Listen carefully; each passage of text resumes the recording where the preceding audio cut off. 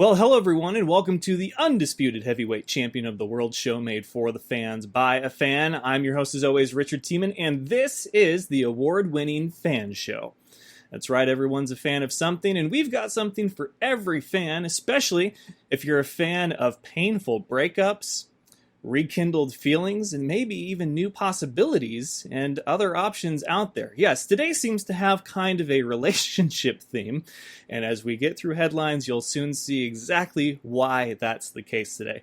But hello all, happy Wednesday. It's good to see you, Fan Nation. You look beautiful. Of course, I can't actually see you. I'm going to guess. Just like people wonder, well, what happened to the applause after the introduction and everything? I'd like to think that you guys at home watching are standing and applauding.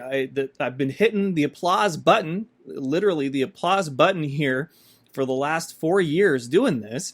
And I'd like to think it's just second nature that you guys are just like, yeah, fan show time, let's go. So that's what I picture in my mind. Whether or not that's what's actually happening is neither here nor there. Don't ask, don't tell. It's fine. I am the eternal optimist. I'm a hopeless romantic. Again, with the relationship theme. So here we are. It's Wednesday. We've got a lot to cover.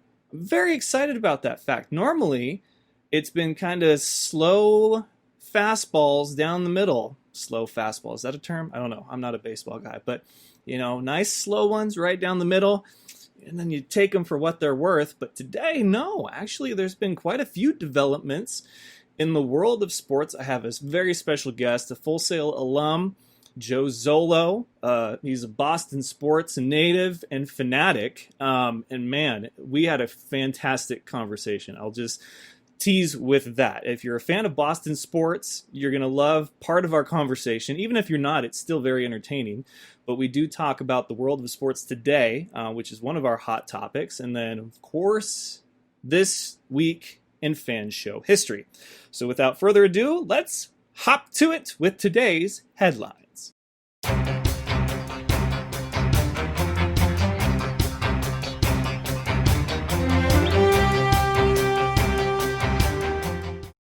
Headlines, of course, brought to you by Dynamite Enterprises. They can customize your world and can do it in a number of ways. In fact, I was thinking of it as I look here on my desk. We've got the stickers, right? Like, we've gone over that one. The stickers, they have no problem doing. They're great stickers, but I think they can do mugs as well. Shout out, Full Sail, all right? Full Sail mug. They can do mugs, they can do stickers, they can do shirts, they can even do jerseys. Today's jersey is the Paul Motley Crew Mean Machine jersey, and I think it's the last one of the movie jerseys that I have before we get back to t-shirt and sport coats. Anyway, Dynamite Enterprises can do a number of things customizable for you and your needs, whether it be marketing, personal, advertising, or otherwise. You name it, chances are they can do it, and if not, they're going to give it a shot. So hit them up, dynamiteenterprises.com. Follow them on Instagram, Dynamite Enterprises. And if you know what you want, or if you want a quote on what you think you want, Ethan at dynamiteenterprises.com. So once again, Dynamite Enterprises, customize your world. Wow, I said that so fast, I wasn't sure if I was going to get through the whole thing. And I did. So here we go. Breaking news-ish from earlier. Kenny Stills, wide receiver for the Texans, was actually arrested for protesting. He could be facing felony charges. I don't have all the details, but it was one of the recent police brutality killings that happened, and he was protesting, and he was arrested for it. So more on that story as it develops, I'm sure. In other football news, we have Raheem Mostert requesting a trade from the 49ers, and George Kittle could potentially hold out. Now, as a Niners fan, these both hit me deep because I think both of them should be paid accordingly. However, there are two sides to every story. Here's how these ones break down. When it comes to George Kittle, the man is a presence not only on the field but in the locker room, and there's really not a price tag that you can put on it. However, the price tag he is requesting, per sources around the league and close to the situation, say that he doesn't want to just be paid tight end money. He wants to be paid franchise player money. And I have no reason to disagree with this request. He is part of the heart and soul of that team, if not the heart and soul of that team. And to say that about a tight end is really monumental. Patriots had Gronk, but they also had Brady, right? But Gronk was the personality of the team. He was the party bus. And even Travis Kelce, well, he's got Mahomes. Now, Jimmy Garoppolo is a franchise quarterback, as we've seen, but I don't know if he's got the talent that you would put up there with a Mahomes or a Brady. So you balance that out with a great personality and locker room presence like George Kittle. I say you pay him, try not to break the bank, but even still, he is such a valuable asset. Again, not only on the field, but off the field as well. He says he's uncertain if he will hold out or not because the player in him clearly wants to get paid. I do not blame him whatsoever. But the leader in him, and this is so very specific, the leader in him wants to be present for his teammates. I love that about Kittle. I really do. Love it. Absolutely love it. So I hope he gets paid. For Mostert, here's the hard thing about this. Should he be paid more? Yes, because what the problem is, for those that don't know, is he's on a special teams player salary because that's what he was brought onto the 49ers as. And he clearly had a breakout season, that home stretch of the season. There's a reason why I emphasize home stretch of the season. He was the guy. So should he be paid accordingly? Yes, the NFL, of course, is a performance-based payment structure when it comes to salaries and incentives. So he had a breakout season. He was the guy through the playoffs and into the Super Bowl. He should be paid as such. But for him to request a trade away from the one team that gave him a chance, that I disagree with. I would say give it a little bit more time. They're dealing with George Kittle, and I'm not saying he's more important than Mostert, but I'm also not saying that. And Kyle Shanahan and this 49ers offense, it was supposed to be McKinnon for the last two seasons. And it was Breida, and then it was also Freeman, and now it's Mostert. I mean, there has been several names in that backfield. And like I said, there's a reason I emphasized the home stretch of last season for Mostert, because the beginning, I believe, was Breida. Midway through was Freeman, and it just, they all had great season. It was a third of the season, but those thirds were great.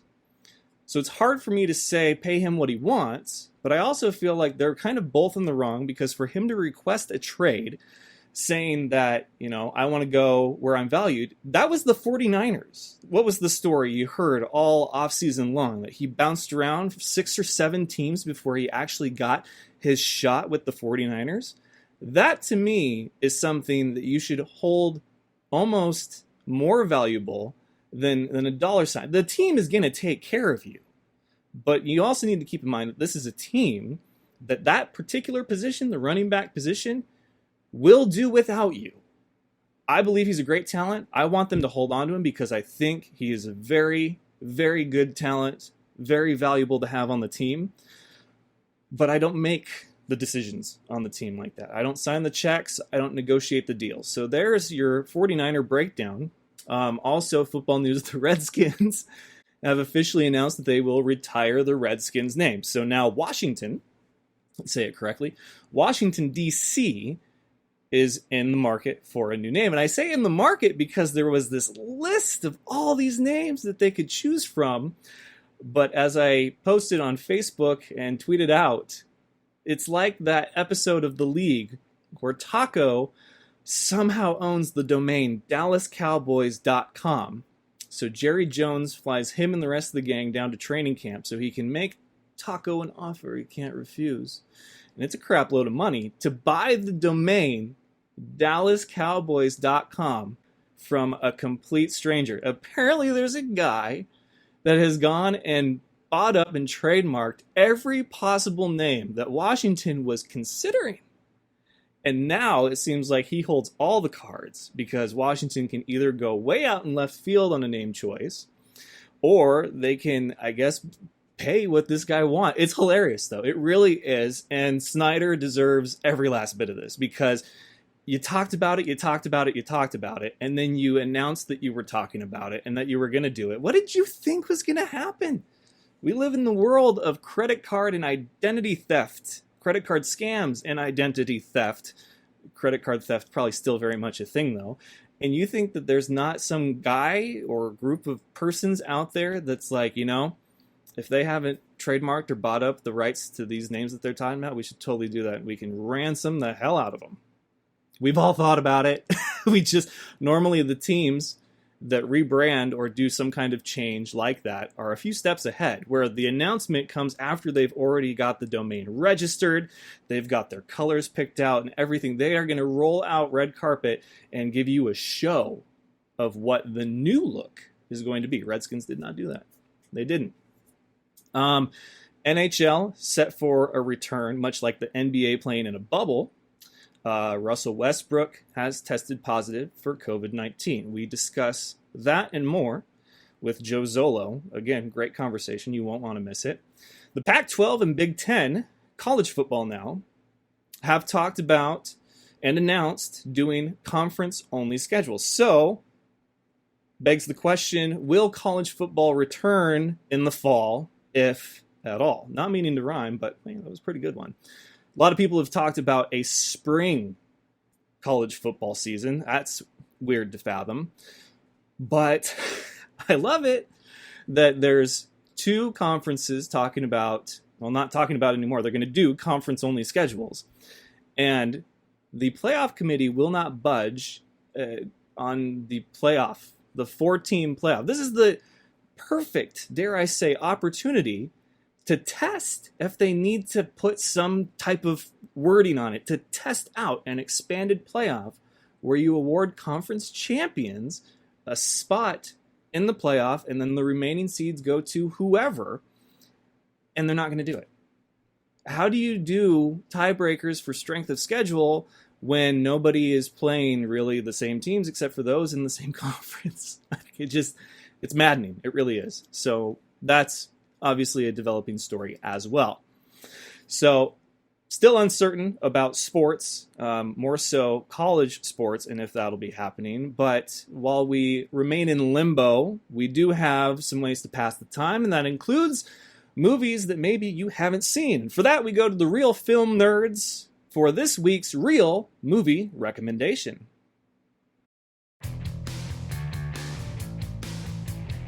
This week we sat down and watched a little streaming film that just dropped on July 10th starring Andy Samberg called Palm Springs.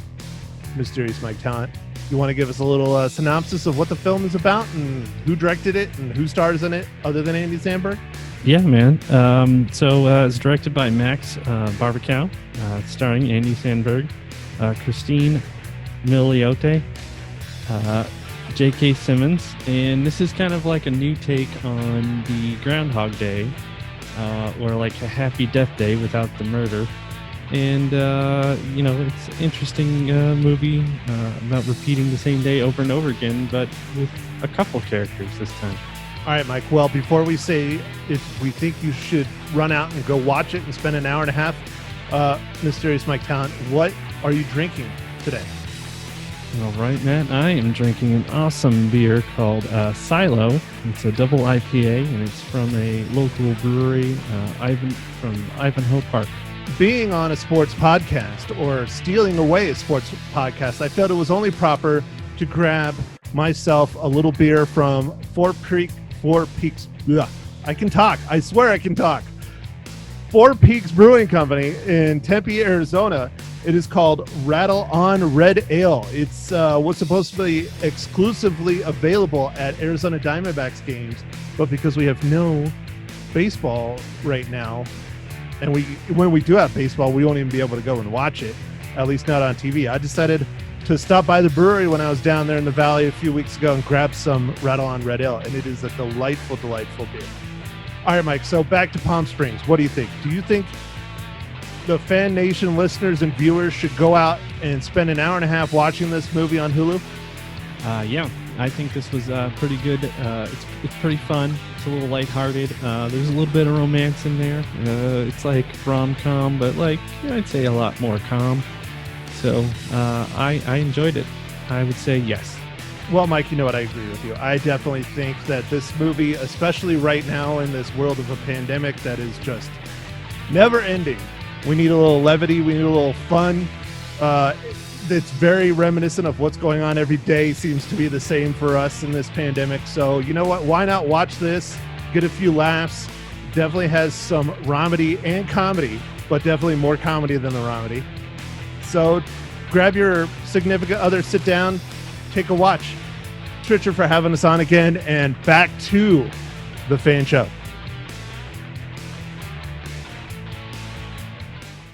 All right, thanks, guys. So we are moving right along here. This week in Fan Show history was United Bowl 2019, and boy, what a game it was. I was in Arizona for that. The back and forth battle. I did 3 media appearances before the game. That was awesome. The whole thing, media day, all that stuff, it was really just a great experience for me and a huge one for the Fan Show. But there we are.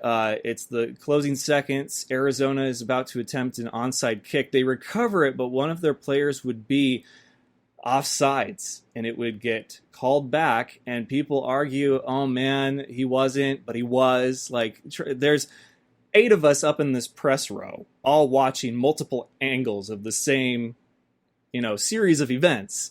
And there's one guy on social media who was up in the stands in a god-awful position to be saying that, no, trust me, from my point of view, the dude was on sides. No, he wasn't.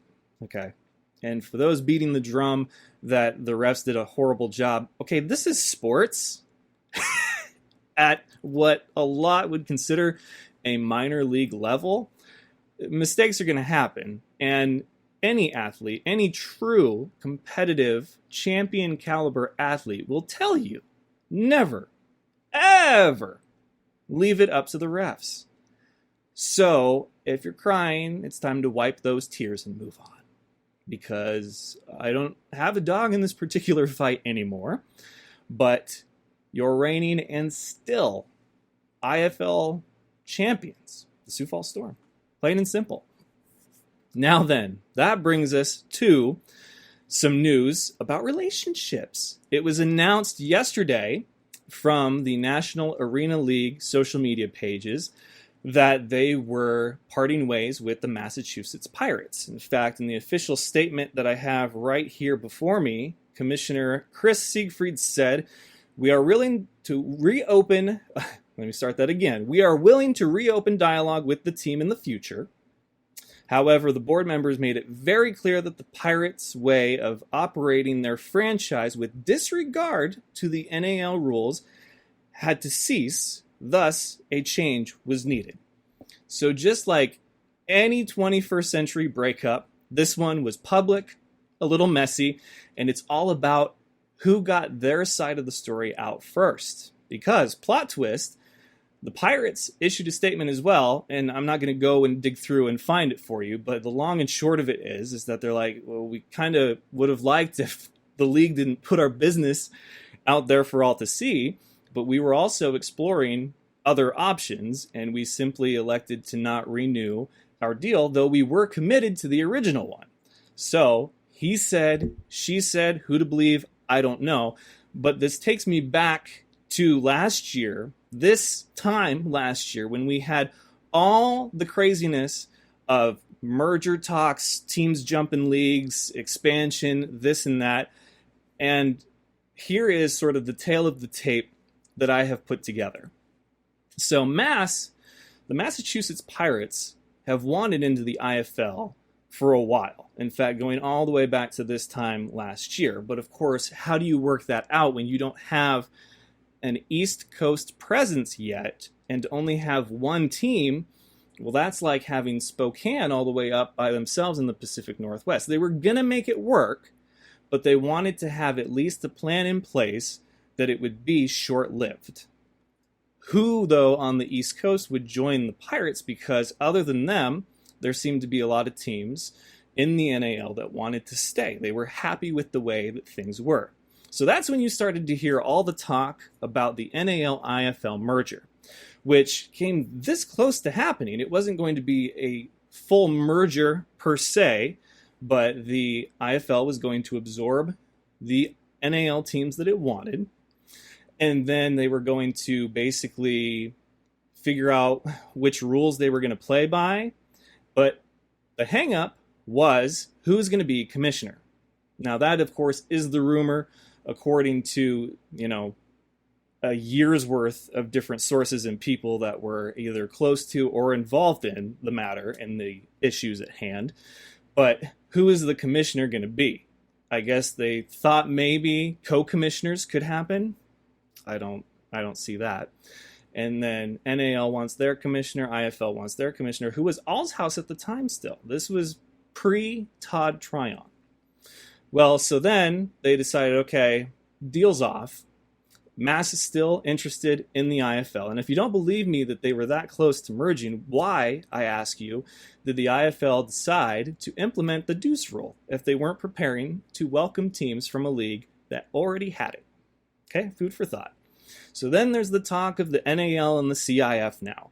Well, Mass still wants into the IFL, so they're like, we don't want to go to the CIF. IFL is the better league. We want to go there. So that causes friction. And, domino effect, ultimately the merger doesn't happen. So that's why you hear about it, and that's why you hear that there were disagreements, whatever. So this whole breakup is really a year in the making because Mass has wanted to join the IFL, again, according to sources close to the situation, and the NAL clearly trying to grow their East Coast presence. You have a territory war that's really unnecessary. In my honest opinion, from covering the sport for the last 5 years, there's just no need for this territory war. There's really not. It's more beneficial for both parties if they do pool their resources, plain and simple. So, back to the IFL was going to absorb the NAL teams. That fell through. So now, all eyes are on Massachusetts. They announced yesterday, along with their statement, that they have a new plan in the works. From what I'm hearing, that plan is damn near official. And I say that because even at this level, the ink can be dry, and that won't mean a damn thing. Okay, we've seen it happen before. So as close can be, Massachusetts is looking at the IFL. Again, you're asking, how does that work? Well, they're giving them the Arizona deal. The Arizona deal was, we will let you into the league. There will be a hefty fee, and you will pay the travel expenses for all teams visiting and away that play you. So that will now be the Massachusetts deal, and it makes a lot of sense. You're asking the outlier team to foot the bill for travel. That's how you got to survive, right? And the reason that this is so important is because they're looking at another former AFL team to join. Around the Baltimore area. I almost said Baltimore Oriole. So around the Baltimore area. So you have Massachusetts, possibly Baltimore, and then there's rumblings that Jersey could make the jump, or they can move their team entirely to a city that better fits the current footprint of the Indoor Football League. Now you're wondering, what about Columbus? Because I said that I thought they would be the most prepared of any team to join in 2021 because that's when their initial debut was supposed to be. So what happened is that due to COVID, they felt they couldn't appropriately market the team coming back like they had planned to. And hockey team in Columbus currently gets priority over their dates. They wouldn't have known what dates were available until December, and that's just too late. So they're pushing back until 2022. But you see a trend here. Columbus, Baltimore, Massachusetts. The IFL is trending eastward, and I think we all kind of expected that to happen. It was about which domino would fall first. According to sources, that domino will be the Massachusetts Pirates. So we will monitor that story very closely, but holy crap, it's been a year, and there has been so much stuff going on. I hope you were able to keep up with everything. A few other minor notes here. Toledo was a front runner for expansion for 2021, but they have apparently dropped out. They want to focus on their current minor league teams right now before they go trying to launch a new one for IFL expansion. And then, as always, year after year, another team in the Pacific Northwest is at the forefront of the expansion efforts, whether it be Boise or a team in Oregon or maybe even a team in Nevada. So those are a few things to watch closely as we get closer and closer to a new IFL season. Well, really a new IFL offseason. The whole thing's been an IFL offseason, but this would be the official start time if things were under normal circumstances that we would be talking about expansion and the future of the league. The future looks bright for the IFL. It really does. And I have nothing against the NAL. I wish them the best of luck. But like I said, it seems like just an unnecessary and kind of petty territory war. So I hope that, considering the level of talent that is out there and guys just looking for opportunities, staff, players, coaches, fans, everything, that we can find a way that everybody wins. I don't know if that's possible, but it's worth a shot.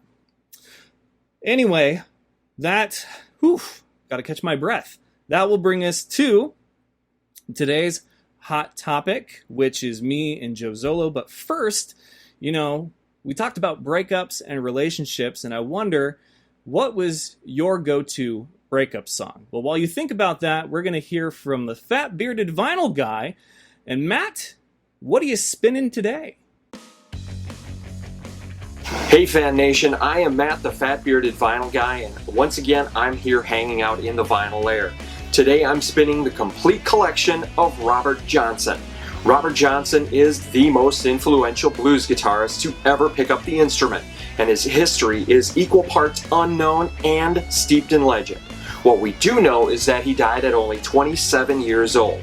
He had 2 recording sessions, one in 1936 and another in 1937, where he recorded the 29 songs that comprise his entire catalog. Those 29 songs, however, inspired millions of blues guitarists in the following decades. A promoter wanted to bring him to a concert in Carnegie Hall in New York, but found out that Johnson had recently died. Instead, he played some of the recordings. Interest in Robert Johnson was rekindled in the 1960s as young music fans, particularly in Great Britain, would look through old 78 RPM records and took note of his playing style. Johnson was one of the big blues influences in 1960s Britain. He influenced rock bands like the Rolling Stones, the Yardbirds, and Led Zeppelin, as well as guitarists like Eric Clapton, who even released an album of Robert Johnson songs titled Me and Mr. Johnson. Now on to the legend. The biggest part of the Robert Johnson mythology deals with him selling his soul to the devil. Allegedly, he was at a crossroads at midnight when a large black man approached him. This man tuned his guitar, played it a little bit, and gave it back to him. In exchange for his soul, Johnson got mastery of the guitar and essentially created the blues that we know it today. Now this is barely the tip of the iceberg of Robert Johnson's story. Books have been written, documentaries have been produced, including one on Netflix, and literally every blues guitarist owes some debt of gratitude to Robert Johnson. Arguably, he's also the grandfather of rock and roll. If you love the blues, you know him. If you're even mildly interested in the blues, he's worth checking out. That's all for now. For more music talk and vinyl shenanigans, check out fatbeardedvinylguy.com. You'll find links to my social media, Facebook and Instagram, as well as the new YouTube channel. All right. Thank you, Matt. And again, check him out.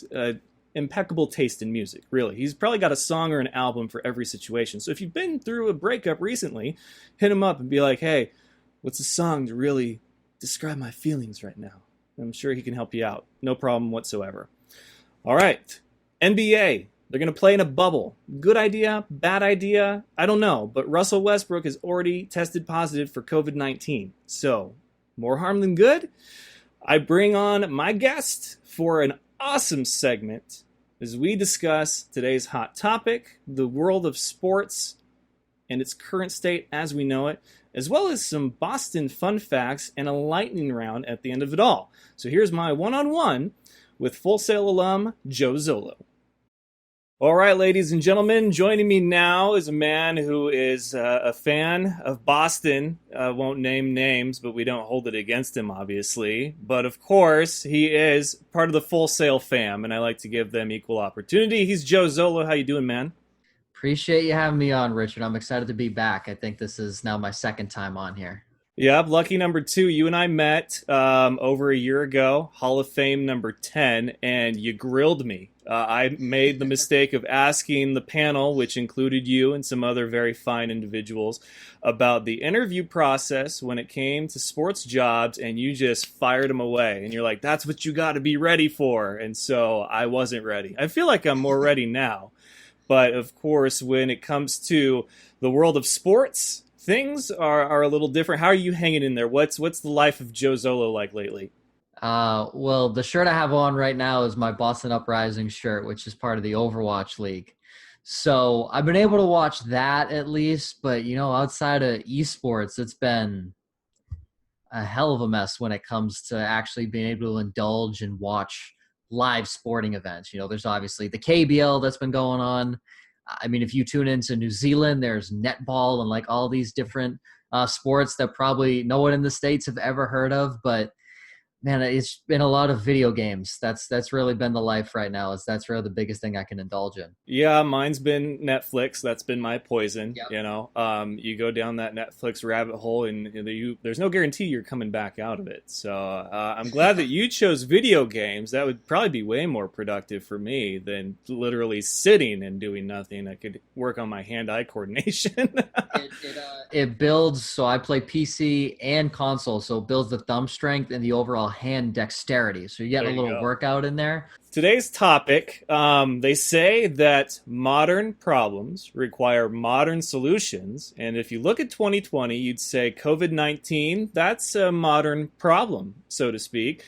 And so with the world of sports, modern solution, for the NBA, it's playing in a bubble. Now, you've done your rounds with sports and marketing and been here and there, and of course, one of the sports capitals of the world, Boston. What is your take on what we're seeing? How long do you see it staying? And is it really a solution or just a Band-Aid on a broken leg? Sure. So you look at the three of the four big four leagues in America coming back: baseball, basketball, and hockey. Hockey and basketball are just finishing up their seasons, and baseball trying to make, basically a shortened season out of it. And they're all taking different approaches. Basketball and the NHL are doing it somewhat similar, but the NHL is doing it in two bubble cities. I believe it's Edmonton and Toronto.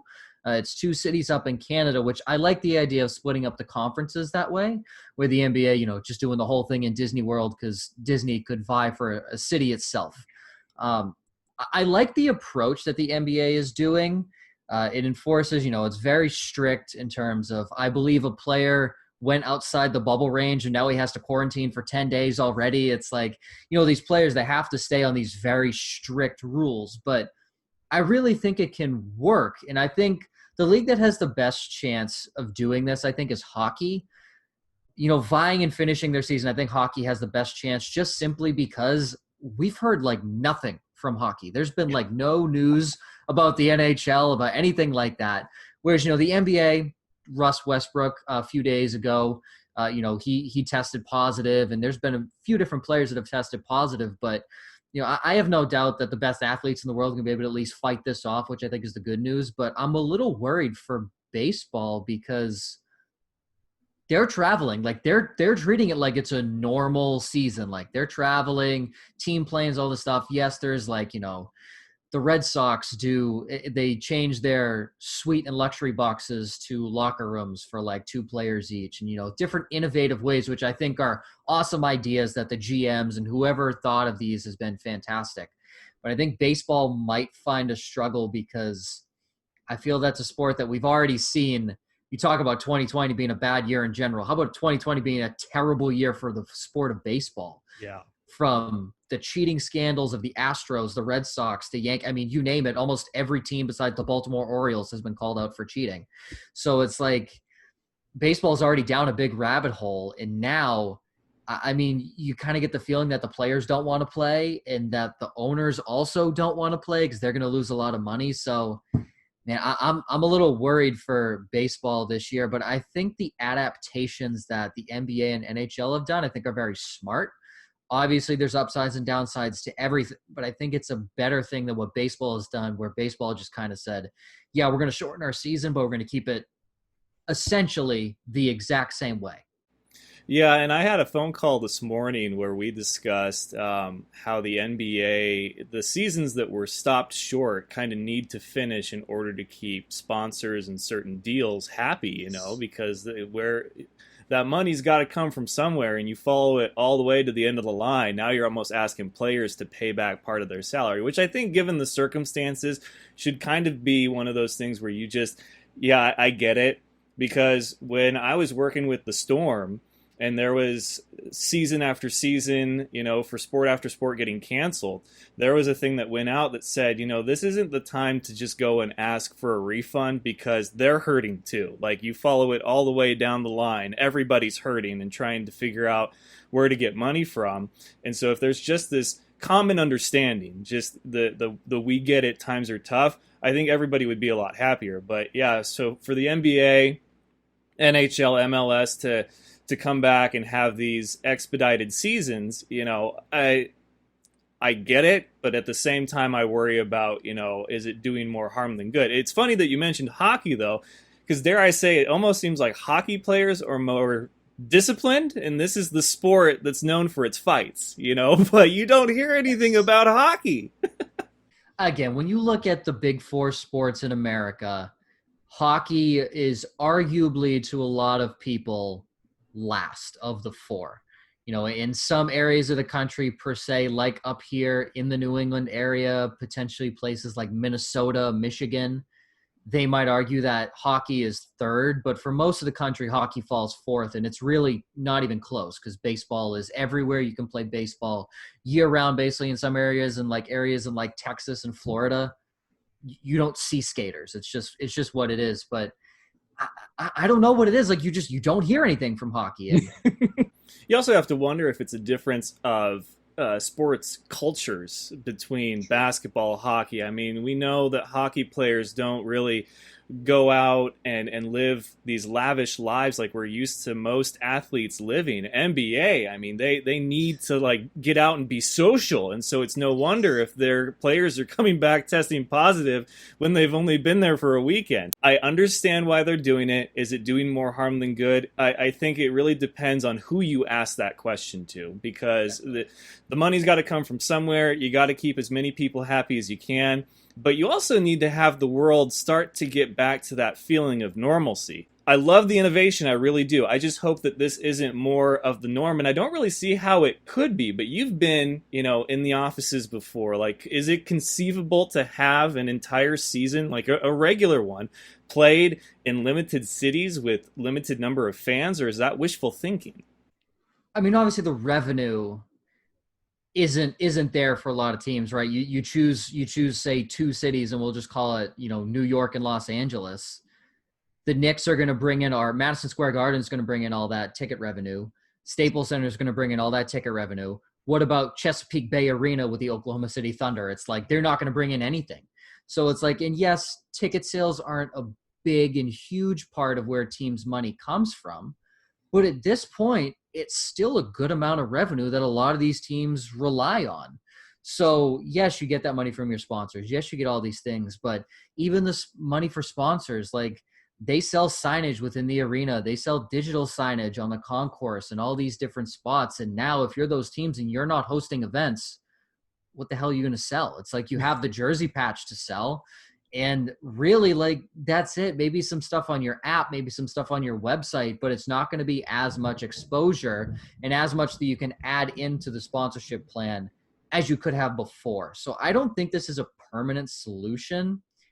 I just think simply it's what the times may have called for at this point. Fair enough. Well, he is one of Full Sail's own, Joe Zollo, Full Sail alum, fellow alum now, like myself. Which is, congratulations. Great feeling, I gotta say. I feel I wouldn't be doing this interview justice if I didn't talk a little Boston sports. So my question for you, which was actually one of my final assignments, is who has a better chance at making the playoffs in 2020? The New England Patriots or the Tampa Bay Buccaneers? So this is a really interesting question because I would have said hands down the Bucs before the Cam Newton signing, because, and I want to preface this by saying I'm not a Cam Newton fan.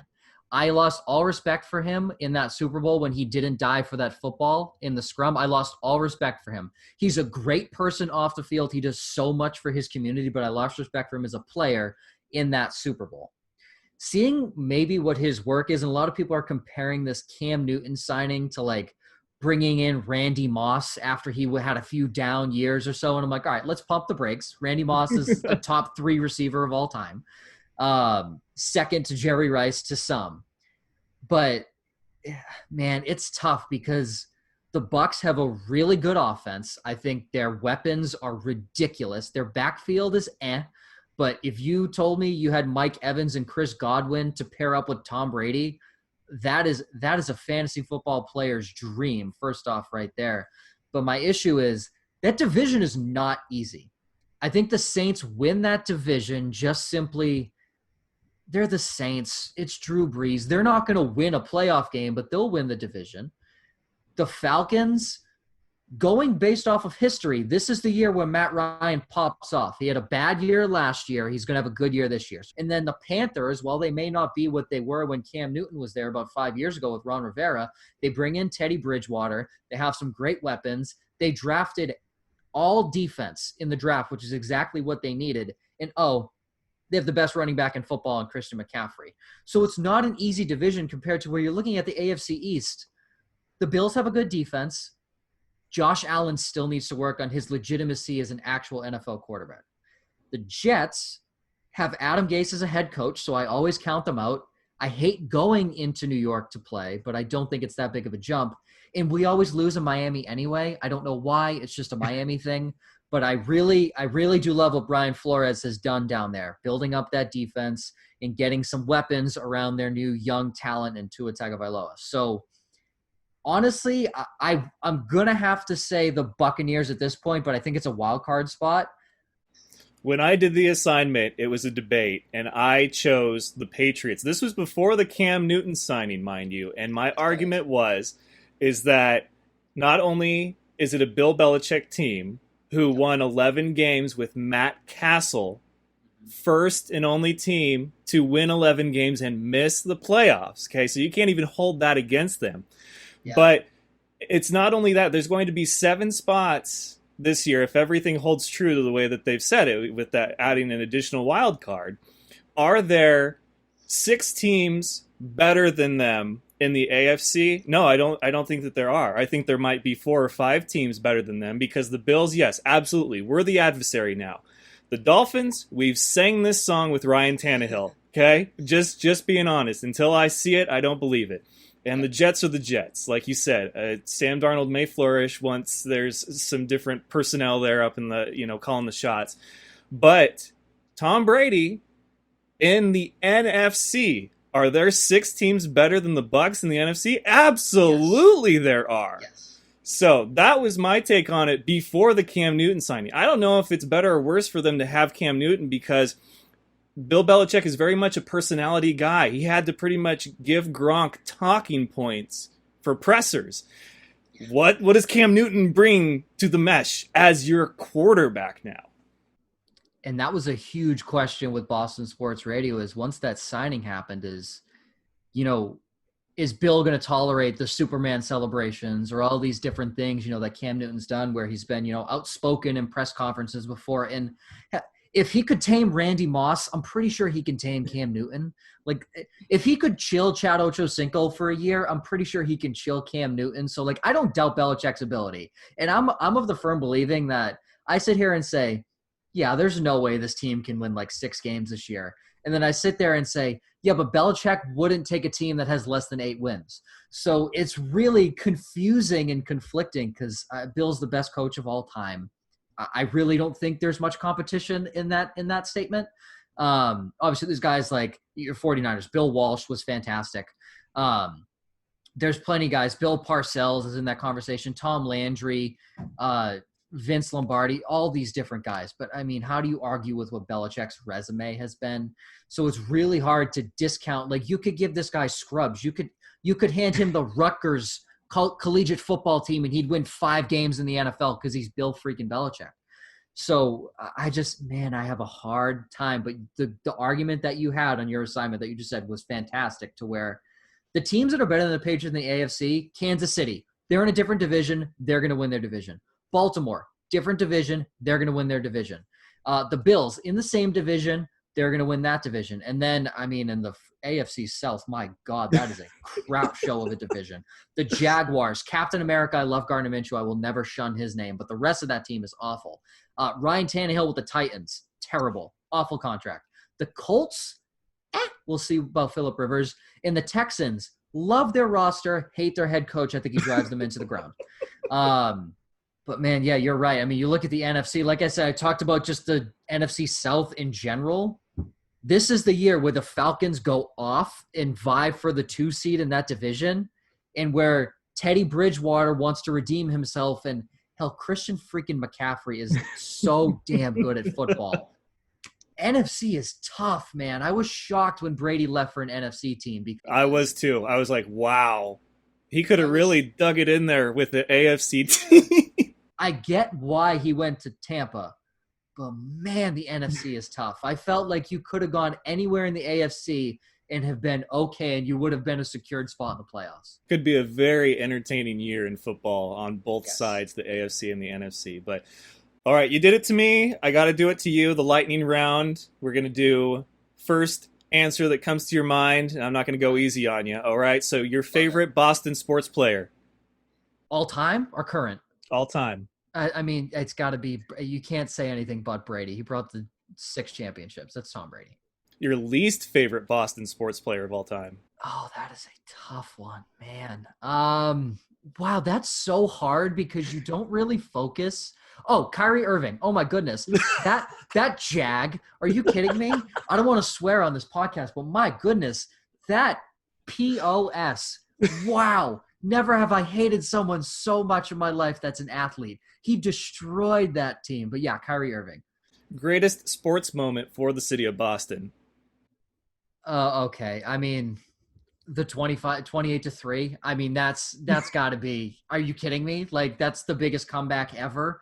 More than ending the curse? Like, really? Listen, ending the curse was big. Wow. And that's an 86-year drought. Definitely. Curse of Bambino is huge.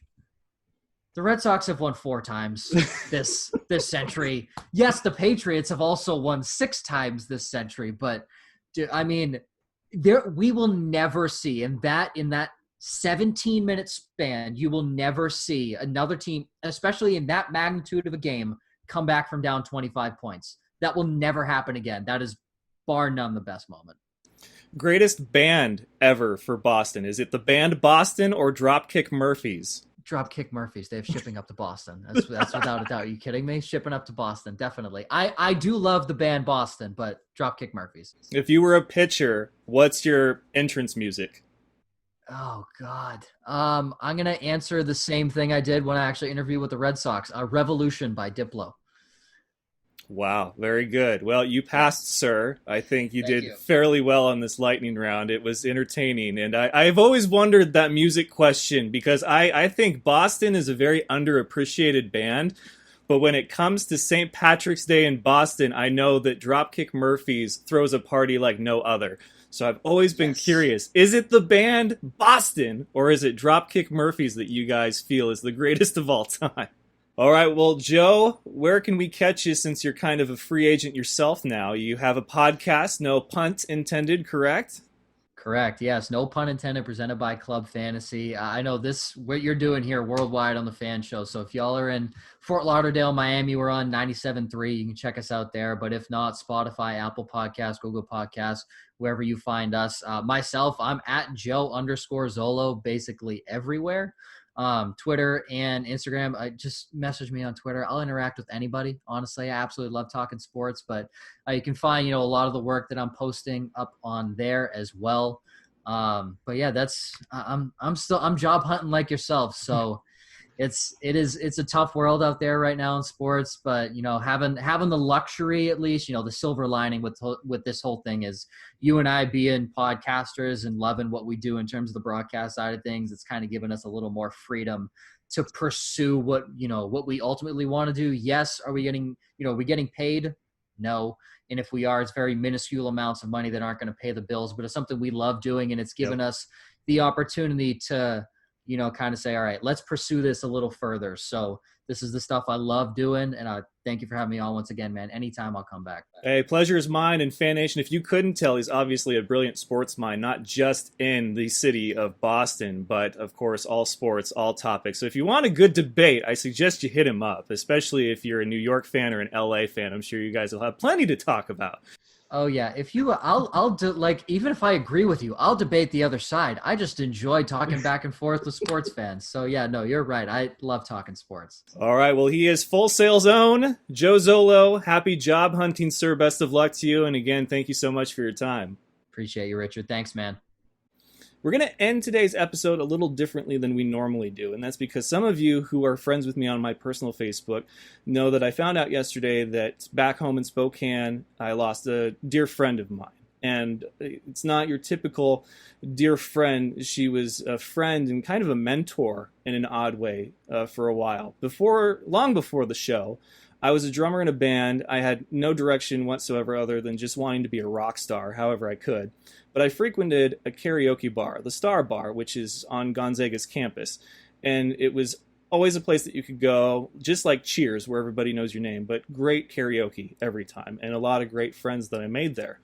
Well, Sharon Keeling, also known as Mama Sharon, lost her battle with lung cancer, and it really hit me hard because I'm a person that preaches about, seizing the opportunities that you have. And if there's not opportunities available to you, to do your best to make your own, to take advantage of your disadvantage. Show people why you are invaluable, that you are the right person for whatever it is that you're trying to do.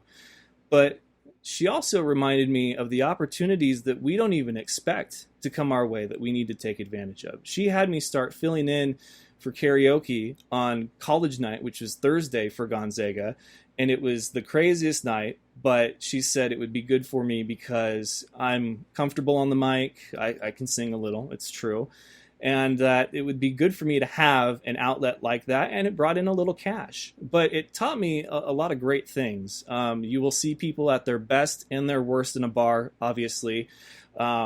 Your morals and just your overall integrity. There's a thing called Bucs for bumps in the world of karaoke, where if you sign up, some people will accept gratuity, $5, $10, $15, $50 to get your name moved up the list so that you sing next. And she said, what makes us different, what makes us great here is that we don't do that. It doesn't matter if it's $5, $50, or $100.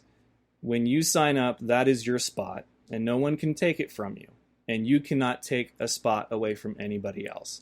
And I never did, and it was a very valuable lesson. So the world lost someone with a great personality, great integrity last week, and I found out, and it hit me hard, but I wanted to thank her for everything that she did for me, my family. She, in a roundabout way, introduced me to my wife, and she was there when I proposed to her, and she was just there for so many great memories.